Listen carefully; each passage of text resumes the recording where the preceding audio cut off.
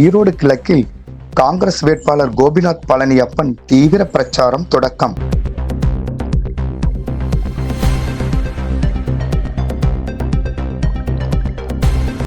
வீடு வீடாக தீவிர வாக்கு சேகரிப்பு.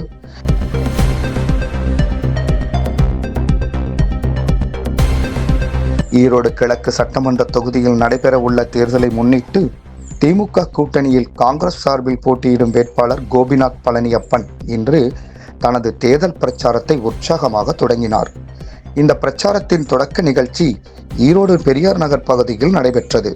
பெரியார் நகர் 80 அடி சாலையில் அமைந்துள்ள தமிழ்நாடு வீட்டு வசதித்துறை அமைச்சர் சு முத்துச்சாமி இல்லம் அருகே நடைபெற்ற இந்நிகழ்ச்சியில் அமைச்சர் சு முத்துச்சாமி தலைமையேற்று பிரச்சாரத்தை தொடங்கி வைத்தார்.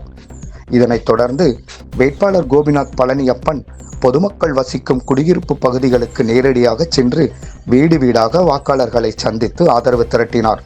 மக்கள் நலத் திட்டங்கள், சமூக முன்னேற்ற நடவடிக்கைகள் உள்ளிட்ட திமுக அரசின் பல்வேறு சாதனைகளை எடுத்துரைத்து மீண்டும் ஆதரவு வழங்குமாறு வலியுறுத்தினார். பிரச்சாரத்தின் போது பொதுமக்களுடன் நெருக்கமாக கலந்துரையாடிய அவர் உள்ளூர் பிரச்சனைகள் குறித்தும் கேட்டறிந்து அவற்றை தீர்க்க நடவடிக்கைகள் எடுக்கப்படும் என உறுதியளித்தார். இந்நிகழ்ச்சியில் மதசார்பற்ற முற்போக்கு கூட்டணியின் நிர்வாகிகள் மற்றும் ஆதரவாளர்கள் திரளாக கலந்து கொண்டு உற்சாகத்தை ஏற்படுத்தினர்.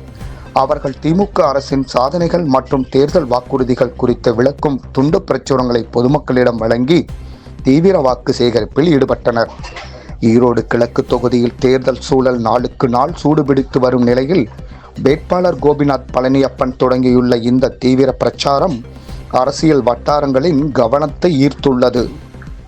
நம்ம ஊர் செய்திகளை பார்க்க நம்ம ஊர் சேனல் ஷபா நியூஸ் தமிழை மறக்காம ஃபாலோ பண்ணிக்கோங்க.